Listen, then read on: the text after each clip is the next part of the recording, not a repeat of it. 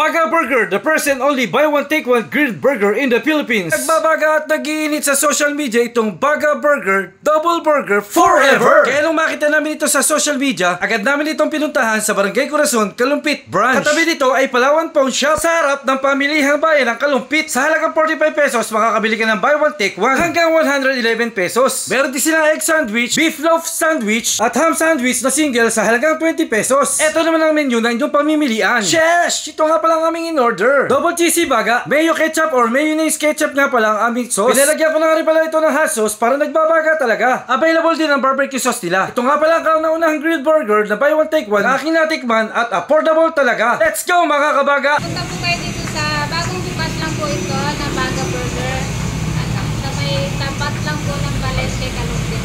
Yan. Baga Burger, double burger forever! Bukas sila ng 24 oras mula Lunes hanggang Linggo. Tara na mga kabaga! Guys, kain tayo. Baga Burger.